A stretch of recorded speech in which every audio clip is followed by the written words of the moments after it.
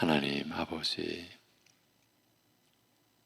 지난밤에 쉼을 내려주시고 또 하나님께서 허락하신 한날, 새날을 맞이하며 이 첫 시간 하나님 앞에 또 나아올 수 있도록 인도하심 감사드립니다.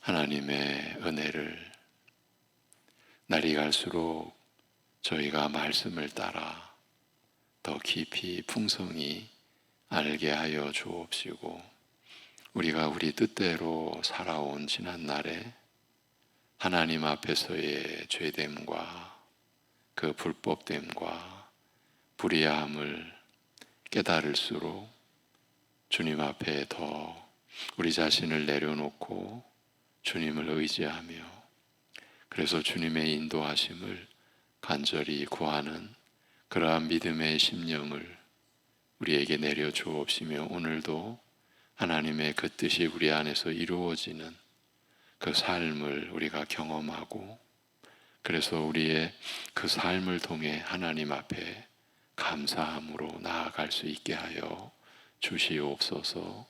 우리 주 예수 그리스도의 이름으로 기도하옵나이다. 아멘. 에베소서 1장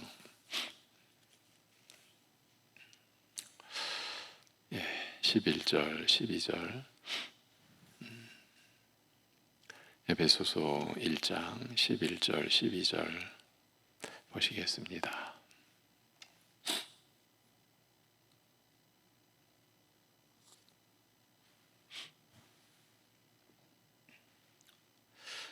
에베소서 1장 11절 12절 같이 보십니다. 모든 일을 그의 뜻의 결정대로 일하시는 이의 계획을 따라 우리가 예정을 입어 그 안에서 기업이 되었으니, 이는 우리가 그리스도 안에서 처음부터 바라던 그의 영광의 찬송이 되게 하려 하심이라. 아멘.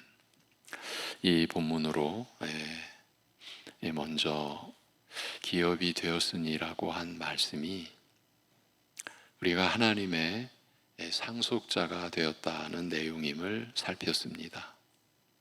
그리고 이어서 그렇다면 하나님의 상속자로서 우리 믿는 자들이 물려받는 것은 무엇인가에 대해 이제 어제 나눴습니다.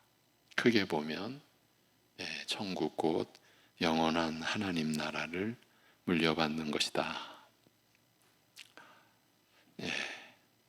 그리고 덧붙여서 하나님께서 우리의 상급 곧 기업이 되신다고 하신 말씀도 나눴습니다.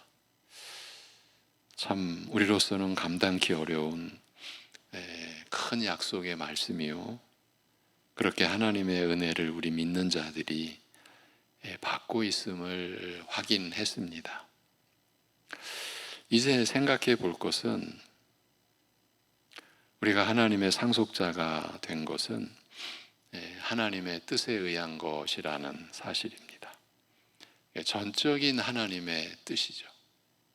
11절에 모든 일을 그의 뜻의 결정대로 일하시는 이의 계획을 따라 우리가 예정을 입어 그 안에서 기업이 되었으니라고 하였습니다. 참 한 구절 한 구절이 우리가 단순히 눈으로 보며 그저 쉽게 생각하고 이렇게 넘어갈 수 있는 내용이 아니라는 것을 우리가 충분히 느낄 수 있습니다. 모든 일을 그의 뜻의 결정대로 일하시는 이의 그 하나님의 그 계획을 따라, 그러니까 모든 일을 자신의 뜻의 결정대로 일하시는 하나님께서 계획을 가지셨다, 뜻을 세우셨다. 그 뜻에 따라 우리가 예정을 입어 그 안에서 기업이 하나님의 상속자가 되었다라는 말씀입니다. 한마디로 우리들의 영원한 복락이 우리들의 노력과 공로에 달린 것이 아니다라는 점을 밝혀놓고 있습니다. 바울은 이미 에베소서 1장 5절에서 그 기쁘신 뜻대로 우리를 예정하사라고 말하였습니다. 성부 하나님의 그 영원하신 그 뜻과 그 섭리를 먼저 이 본문 앞에서 진술한 바울 사도는 그 기쁘신 뜻대로 우리를 예정하사라고 말하였습니다. 그리고 9절에서 그 뜻의 비밀이라고 언급했고, 이제 오늘 본문 11절에서도 다시 한번 모든 일을 그의 뜻의 결정대로 일하시는 이의 계획이라고 말하고 있습니다. 여러분, 이것은 우리들의 모든 것이, 이것을 일반 사람들은 뭐 운명이다 이렇게까지 말하죠. 그 말을 차용해 온다면 우리들의 영원한 운명이 사실 우리 자신들에게 달린 것이 아님을 가르쳐 주는 것이죠. 우리들의 영원한 복락은, 영원한 운명은 하나님의 뜻과 그 하나님의 주권에 달려 있다는 점을 우리에게 분명히 가르쳐 주시고 일깨워 주시는 것이죠. 우리에게 달린 것이 아니다. 그러니까 우리의 노력과 뭐 어떤 공로에 좌우되는 것이 아니다.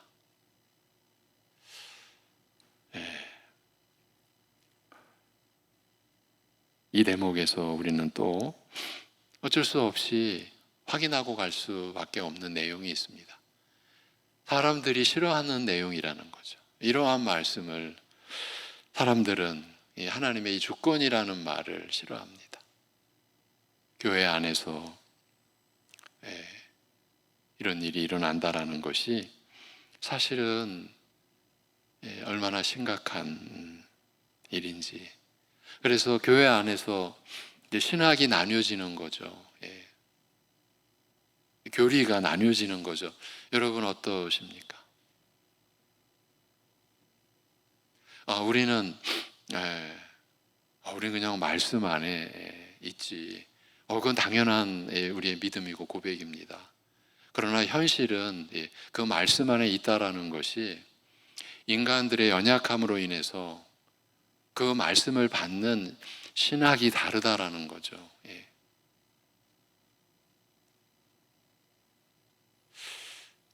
이런 얘기가 이게 우리끼리라면은 제가 거침없이 얘기할 텐데 이게 녹음이 돼가지고 누구나 이렇게 들을 수 있어서 공교롭게도 제가 바로 어젯밤입니다. 어젯밤 한 후배 목사님에게 전화를 받았습니다. 참 공교로운 우리가 이런 내용을 나누는데 어느 교회에서 있었던 일입니다. 우리 장로교회는 웨스트민스터 신앙 고백서와 대소요리 문답을 우리의 신앙 고백서로 받고 장로교회의 그 신앙을 살필 수 있고 기준이 되는 표준 문서로 받고 있습니다. 목사가 될 때 선언을 할 때의 내용이 그 신앙 고백서를 받는다라는 선서로 우리 장로교회, 우리 합신교단의 목사로 세움을 입습니다. 그런데 어느 교회에서 한 교역자가 그 웨스트민스터 신앙 고백서에 따른 그 요리문답, 소요리문답을 가르치니까 그 교회 목사가 대충 누가 그런 얘기를 하는지 짐작이 되시죠? 장로교회하고 그 소요리문답은 안 맞는다. 가르치지 말라 이 얘기죠. 그런 이제 상황에서 후배 목사 한 분이 목사님 이거 어떻게 해야 됩니까? 저도 이제 선배의 축에 들어가는 입장이니까 하소연하고 어떻게 해야 됩니까? 여러분 이것이 지금 저 타 교단의 얘기가 아닙니다. 우리 교단의 얘기입니다. 우리 안의 얘기입니다. 우리는 말씀대로 믿고 말씀대로 가죠. 그러나 현실은 그 말씀대로 안에 다양한 교회가 하나님의 허락하심 하에서 이루어낸 그런 신학과 교리가 아니라 사람들이 만들어낸, 그 사람들이 만들어낸 가운데 하나가 이 주권이라는 말을, 예정이라는 말을, 선택이라는 말을 자꾸 가리려고 하고 전하지 않으려 하고. 제가 어젯밤에 그 전화를 받고 나서 이건 충격이죠. 아니, 그렇게 노골적일 수 있나? 아니, 우리 교단 교회 안에서 어떻게 그런, 그것도 목사의 입에서, 이것이 여러분 현실이라는 거죠.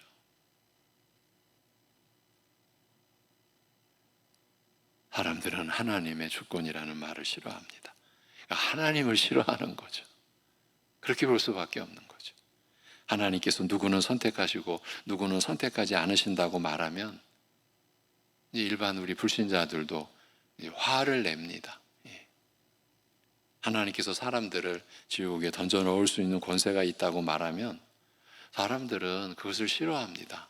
불신자들이야 당연히 그렇다고 쳐도 교회 안에서조차도. 그래서 세계적인 영적 지도자가 사랑의 하나님이 어찌 지옥을 내세울 수 있겠느냐, 이 말에 사람들은 그렇지, 숨겨졌던 자신의 내면의 소리를 그냥 이제 나타낼 수 있는 기회를 잡은 거죠. 누가 그런 얘기를 하면. 그래서 따라가는 거죠. 사람들은 하나님의 주권적인 뜻에 대한 교리를 믿지 않으려고 합니다. 성경의 계시에 자신들을 굴복시키려고 하지 않는 거죠. 그들은 하나님을 향하여 무례하게 불평을 하는 거죠. 바울은 그런 사람들을 향하여 로마서 9장 20절에서 이 사람아, 내가 누구이기에 감히 하나님께 반문하느냐?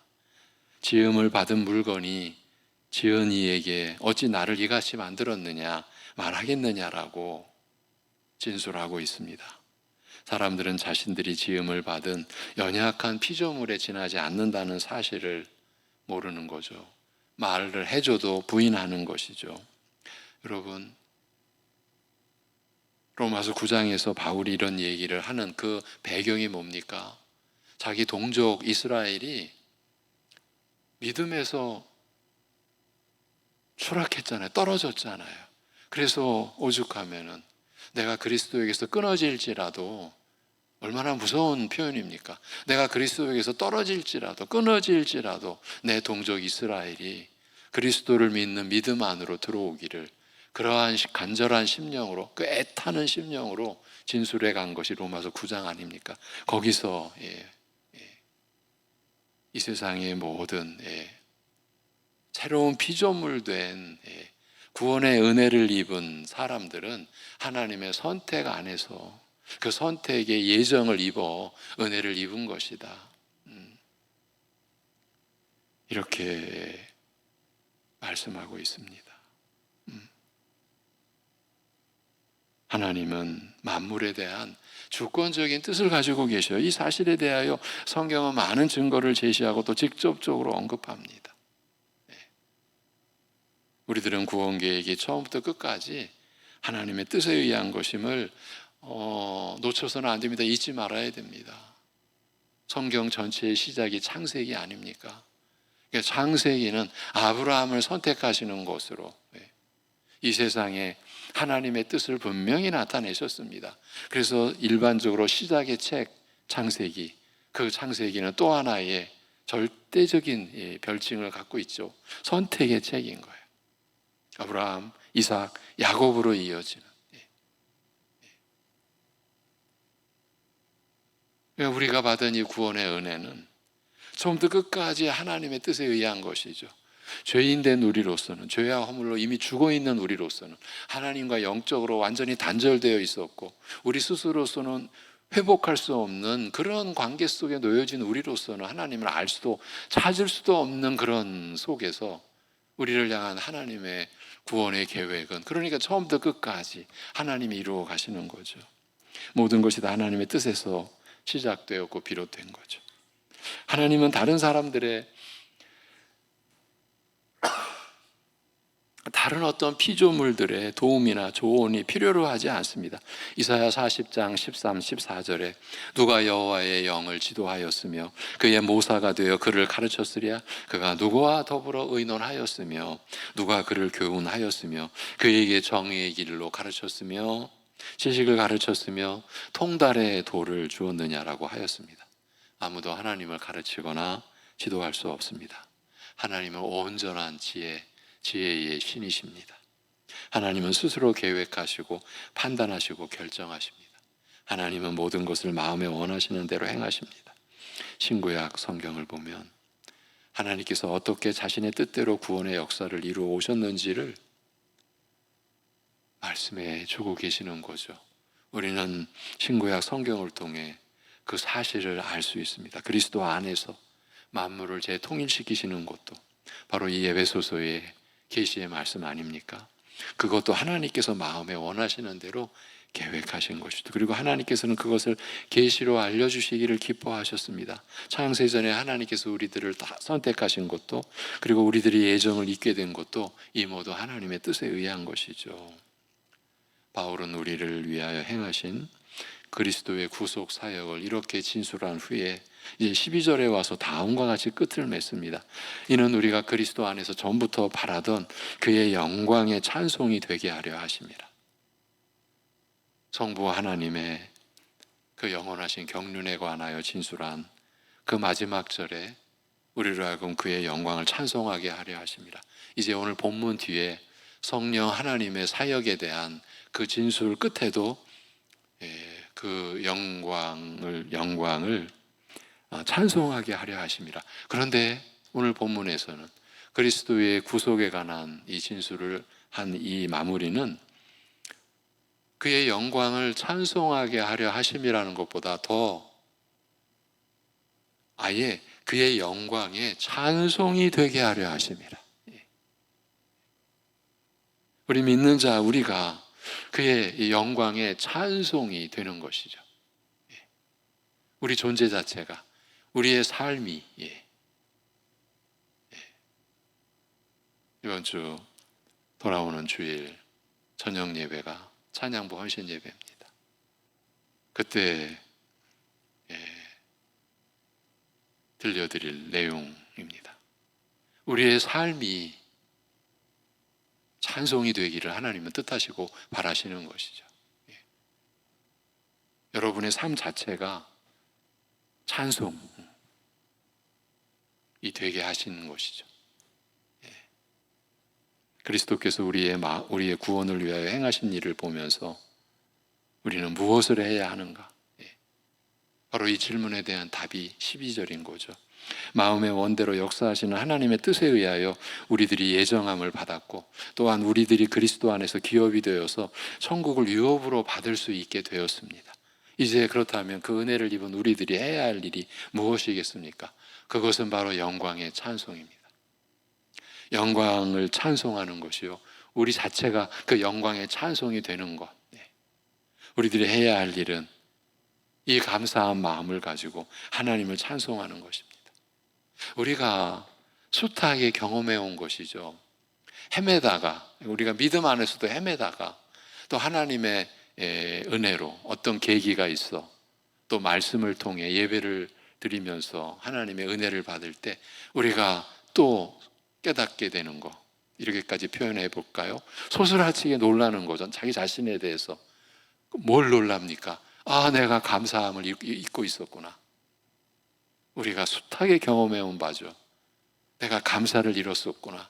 그러니까 내 입안의 불평이, 그리고 누군가를 향한 원망이, 결국 그 원망은 하나님을 향한 거죠. 출애굽의 이스라엘 백성들이 모세를 원망할 때, 모세를 돌로 쳐 죽이려고 할 때 그 돌을 손에 들고 모세를 향하여 쳐든 것은 누구를 향한 겁니까?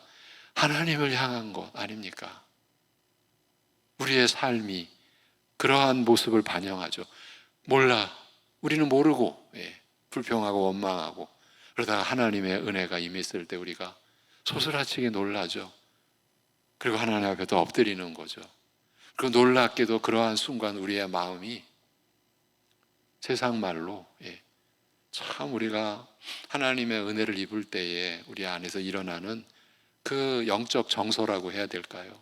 일반적으로 우리가 누리지 못하는 은혜 안에서 우리가 갖게 되는 그 정서.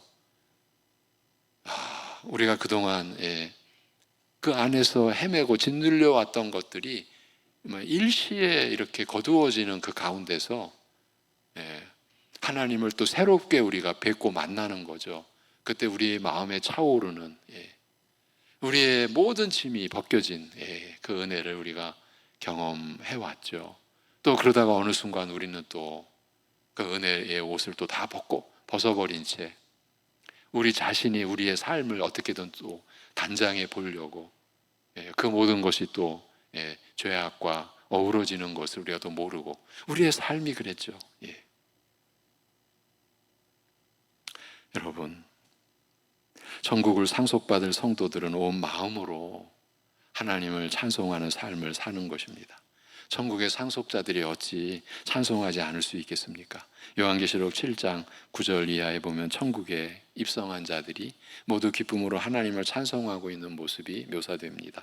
이 일 후에 내가 보니 각 나라의 족속과 백성과 방언에서 아무도 능히 셀 수 없는 큰 무리가 나와 흰 옷을 입고 손에 종려가지를 들고 보좌 앞과 어린 양 앞에 서서 큰 소리로 외쳐 이르되 구원하심이 보좌에 앉으신 우리 하나님과 어린 양에게 있도다 하니.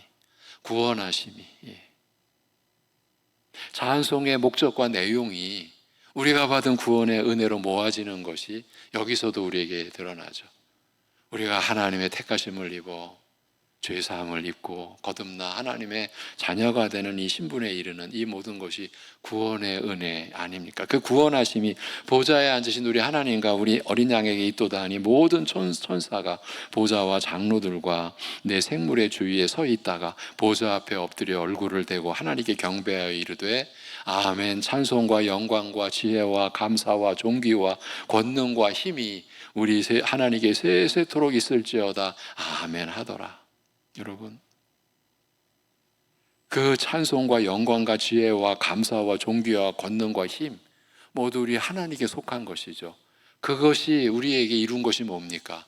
그 영원한 죄와 사망과 그 사단의 그 저주와 권세 아래서 우리가 구원받은 것이죠. 그 하나님의 모든 것이 우리를 구원케 하신 하나님의 사랑을 이루신 내용인 거고 그걸 지금 찬송하고 있는 것입니다. 그런데 그 찬송은 이 땅에서부터 천국의 기업을 약속받은 우리는 기쁨으로 하나님을 찬송하는 삶을 사는 것이죠. 그것이 예배의 본질인 것이죠. 천국을 유업으로 받는데 어찌 감사한 몸으로 찬송하지 않을 수가 있겠습니까? 이렇게 하나님을 찬송하는 신자의 삶과 관련된 중대한 구절이 바로 이사야 43장 21절입니다. 제가 어릴 적 이 구절을 대할 때 4, 3, 2, 1을 기억하면 되겠구나. 이사야 43장 21절. 이 백성은 내가 나를 위하여 지었나니 나를 찬송하게 하려 함이라는 말씀. 여러분, 앞에 15절에서 그 이사야 43장 15절에서 나는 여호와 너희의 거룩한 이요 이스라엘의 창조자요 너희의 왕인이라고 한 말씀 뒤에 그 창조의 목적, 나는 창조자라고 하셨지 않습니까? 그 창조의 목적을 밝힌 구절인 것입니다. 나를 위하여 지었다라고 하고서 나를 찬송하게 하려 함이라 라고 합니다. 일반적으로 사람들의 관점에서는 이런 말씀들이 오히려 부담이 됩니다. 근데 솔직히 말하면 싫은 거죠. 자기를 위하여 지어놓고서 자기를 찬송하게 하려 함이라고 하니까 이것이야말로 이기적이요 극한의 자기중심이라고 볼 수 있지 않느냐. 하나님도 신도 뭐 별거 없네. 결국 뭐 자기를 위한 거고 자기를 찬송하게 하려는 것 아닌가. 그렇지만 바로 이 점이 이러한 말씀 앞에서 이렇게 나오는 이런 점이 우리 인간의 한계요, 무지인 것이죠. 오히려 사람이야말로 이기적인 존재요, 극한의 자기 중심적 존재인 것이죠. 이런 점이 죄의 본질을 구성합니다. 죄로 인해 빚어진 인생의 열매가 이런 인간이 된 것이죠. 죄로 인해 창조주 하나님에게서 떠나게 되고 아예 떨어지게 된, 하나님으로부터 끊어지게 된 인간으로서는 하나님을 알 수도 찾을 수도 없습니다. 그런 입장에서는 자기를 위하여 지어놓고서 자기를 찬송하게 하려 한다는 것이, 그런 입장, 그런 죄인된 인간의 입장, 하나님을 아예 무시하고 하나님을 대적하기까지 하는 그런 입장에서는 하나님의 이런 말씀이 말이 안 되는 거죠. 자기를 위해 지어놓고서 자기를 찬송하게 하려 한다? 말이 안 되는 거죠. 그러나 그리스도를 믿음으로 의롭다함을 받게 된 우리 신자들에게는 이 말이 오히려 안 되는 것이, 이 말이 안 되는 것이 오히려 이제 말이 되는 거죠. 아니, 진리가 됩니다. 왜냐하면 하나님이시기 때문입니다. 하나님에 관한 말씀이기 때문입니다. 이제 영원한 죄인의 신분에서 영원한 하나님 자녀의 신분이 된 우리 그리스도인의 입장에서는 하나님께서 우리를 자기를 위하여 지으셨다라는 말씀이 그야말로 복음인 것이에요. 복음이 되는 것이에요. 전지전능하신 하나님께서 자기를 위하는 것만큼 귀하고 복되고 영광스러운 것은 없기 때문이에요. 그리스도를 믿음으로 구원받아 죄사함 받고 거듭난 우리 신자들이야말로 하나님께서 자기를 위하여 지으신 자가 된 것, 우리에게 이보다 더 영광스러운 것이 없는 것입니다. 그러므로 이 백성은 내가 나를 위하여 지었나니 나를 찬송하게 하려 함이라고 하신 말씀이 주는 위로와 감동과 소망은 한이 없는 겁니다. 우리가 어느 순간 깨달았다라고 해서, 이 구절로 은혜 받았다고 해서 그게 전부가 아닙니다. 우리 인생이 진행되며 하나님께 더 가까이 나아갈 때 이 말씀이 우리에게 다가오는 깊이와 그 풍성함은 또 다른 차원으로 우리에게 다가오는 것이죠. 여러분이 살아오시면서 말씀을 경험해 오신 그대로입니다. 지난날, 오래전 지난날 한 구절로 여러분이 은혜 받은 그 구절이 그 인생의 여정을 여러분이 겪으시며 하나님을 경험하면서 살아오신 어느 시점에 그 구절이 여러분에게 새롭게 다가옵니다. 지난날 내가 깨달았던 그 규모가 아닙니다. 우리가 경험해온 것 아닙니까? 하나님께는요, 자기 중심이나 이기적이거나 하는 개념이 적용이 되지 않습니다. 이건 순전히 우리 인간의 얘기입니다. 영원 전부터 스스로 계셨고요, 영원 후로도 스스로 계시는 분이시기 때문입니다. 그런데 또한 그 하나님께서 온전히 의로우시며, 여러분, 온전히 의로우시고 거룩하시고 한없는 인자하심으로 계시는 하나님이시기 때문입니다. 한이 없이 선하신 분이시기 때문입니다. 여러분, 우리가 이 새벽에 기도를 드리는 것, 이 기도가 하나님 앞에 상달되는 것, 우리에게 무슨 근거가 있습니까? 내가 그만큼 간절하니까 응답이 되는 겁니까? 내가 그만큼 진실하니까 응답이 되는 겁니까? 여러분, 우리가 아무리 진실해도 하나님 앞에서는 우리는 죄인의 형상을 우리 스스로는 벗어날 수가 없어요. 여러분, 우리의 기도가 응답되는 것도 하나님의 선하심 때문이에요. 그것을 불의한 재판관의 비유에서 가르쳐 주셨죠.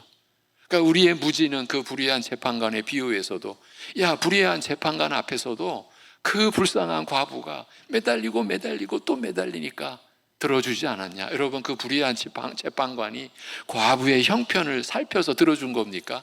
지가 귀찮으니까, 지가 못 살겠으니까. 내가 이러다가 이거 불의한 재판관으로 드러나는 것 아니야? 그러려면은 그거 어떠한 상황에 처해 있든지 아무 상관없이 그냥 한번 들어주자, 눈 딱 감고 들어주자. 그런 불의한 재판관과 하나님을 비교한 예수님께서 주신 비유의 말씀입니다. 그런데 우리는 또 무지스럽게 매달리자, 구하자, 그러면 들어주신다. 결국은 하나님의 기도의 응답이, 그래, 내가 그만큼 열심을 냈으니까 우리는 그렇게 갔죠. 이런 말씀이 교회 안에 이렇게 전해졌죠. 이제 하나님의 은혜로 우리가 깨닫게 된 이상은 자리를 잡아가야죠. 본자리를 잡아가야죠. 어떤 자리입니까? 우리가 하나님께 드리는 이 기도도 하나님의 선하심, 그 온전하신 선하심 때문에, 하나님의 그 크신 긍휼 때문에, 우리의 기도가 하나님께 상달되는 것이죠. 예. 그런데도 기도 안에서조차도 우리는 또 얼마나 무서운 시대를 맞이하고 있습니까? 예. 무슨 기도에 대해서 그리스도와 동역자가 된다고, 인간이 하나님의 자리를 또 이렇게 또 넘나들고 있는 것이죠. 우리가 그런 시대에 살고 있어요. 여러분, 우리 하나님은요 온전히 의로우시고, 그래서 우리를 구원하실 때 당신의 아들 독생자를 죽이셔야만 했어요. 우리의 죄값을 그렇게 처리하시지 않으면 하나님은 우리를 하나님의 영원하신 존재하신 그 하나님의 존재하심 안에서 우리를 그냥, 그래 내가 너를 사랑해서 너를 내가 용서하마, 하나님의 권능은 우리 인간적으로 말하면 얼마든지 그러실 수 있죠. 그런데 하나님 스스로가 그렇게 하실 수가 없었습니다. 그래서 아들을 죽이셔야 했습니다. 여러분, 우리가 창세전에 선택받았다는 얘기는 창세전에 이미 아들을 우리를 위하여 죽이시기 위한 계획을 이루셨다라는 것 아닙니까? 우리가 선택받아도 그냥 우리가 죄사함 받는 게 아니라 우리를 위하여 십자가에 못 박혀 죽으신 하나님의 아들 독생자의 그 은혜로, 그 공로로, 그 화목제물, 대속제물, 그 희생이 되어주신 제물로. 왜 희생이 되어주셨습니까? 하나님은 온전히 의로우신 분이니까, 거룩하신 분이니까, 무한한 긍휼과 자비와 선하심과 인자하심으로 영원 전부터 계셨고 영원 후로도 계시는 분이니까. 그런데 그분에게 이기적이다, 자기중심적이다, 이런 개념을 적용할 수 있습니까? 하나님이 자기를 위하여 우리를 지었다라는 것은 우리에게 그보다 더 위로가 없습니다. 하나님이 자기를 위하신 만큼 완전한 의, 완전한 거룩, 완전한 선하심, 완전한 인자하심, 그것이 우리에게 임한 거죠. 자기를 위하여 지으신 거죠. 이제 믿음 안에 들어온 우리는 이러한 말씀을, 사람들이 싫어하는 말씀, 그럼 인간은 뭐냐? 인간은 기계냐? 하나님이 다 뜻대로 하신다면 기계가 아니죠. 우리가 죄인이 되었기 때문에, 그런 우리를 버리지 않으신 하나님의 사랑 때문에 우리가 은혜를 입은 것이죠. 여러분, 이것이 우리가 받은 말씀이에요. 자기를 위하여 지었나니 자기를 찬송하게 하려 함이니라. 이 말씀이 우리에게 그렇게 복되고, 그렇게 우리에게는 아름답고, 그렇게 우리에게는 우리가 그렇게 하나님 앞에 여김을 받았구나, 하나님의 최선이 우리구나, 나구나, 자기를 위하여 지음받았고 찬송하게 하려 함이라는 존재로 우리가 하나님의 뜻에 들어갔구나, 하나님의 은혜 안에 우리가 들어갔구나. 여러분, 이것이 하나님을 아는 지식입니다. 오늘 우리가 기업이 된 하나님의 그러한 은혜를 잊게 된 그러한 하나님의 목적이 어디에 있는가? 우리로 하여금 영광의 찬송이 되게 하려 하심이라는 그 말씀 안에서 우리는 찬송과 관련된 하나님을 아는 지식도 잠깐 대략적이나마 나눌 수가 있었습니다. 여러분, 이러한 하나님을 우리가 더 생각해야 됩니다. 묵상해야 됩니다. 그것이 우리의 삶을, 우리의 믿음을 토대가 되어주고, 그 믿음의 내용을 풍성하게 해주고, 그 믿음의 내용이 우리의 삶을 변화시켜가고, 그래서 우리가 하나님 앞에서 영광의 찬송이 되는 존재로 우리의 생애가 결실을 맺어가는 것이 하나님께 영광이고 기쁨이 되고 우리에게도 참된 기쁨이 되는 줄로 믿습니다. 하나님 아버지, 하나님을 아는 지식에 우리가 점차 이르를 수 있도록 우리를 인도하여 주심을 감사합니다. 그러한 은혜의 자리를 위하여 하나님께서 우리에게 자신을 계시하여 주시고, 하나님이 우리를 위하여 행하신 일을 나타내 주신 그 말씀을 우리가 받고, 그 말씀 안에서 하나님을 우리가 뵙고 하나님을 만나고, 그 말씀을 통해서 하나님의 음성을 듣는 그러한 믿음의 자리에, 그러한 날이 갈수록 낮아지며 겸손해지는 자리에 우리를 세워주심을 감사합니다. 아버지 하나님, 영광의 찬송이 되게 하려 하신 하나님의 뜻이 우리 사랑하는 우리 성도들, 우리 새벽 예배 가족, 우리 성도들에게, 우리 온 성도들에게 진리의 말씀으로 풍성히 임하며, 그래서 그 진리의 말씀이, 은혜의 말씀이 우리가 어떤 고난, 어떤 환난, 어떤 역경에 처해 있다 하더라도 우리의 인생이 거기서 끝나는 것이 아니라 무한한 영광이 우리에게 약속되어져 있고, 그 어떠한 고난과 환난도 우리를 향한 하나님의 영원한 뜻을 거르지 못하고, 훼손하지 못하고, 회방하지 못하고, 방해하지 못한다라고 하는 믿음이 오늘 어려움 속에 처한 우리 우리 가족, 우리 지체들의 심령 속에 하나님이 주시는 하늘의 위로, 무한한 위로가 되게 하여 주옵시며, 그것이, 그 믿음이 오늘 우리를 세우는, 하나님께로 나아가는 그러한 힘이 되고 능력이 되고 지혜가 되게 하여 주시옵소서. 이 모든 것을 주님께 의탁하오고 감사드리며 우리 주 예수 그리스도의 이름으로 기도하옵나이다. 아멘.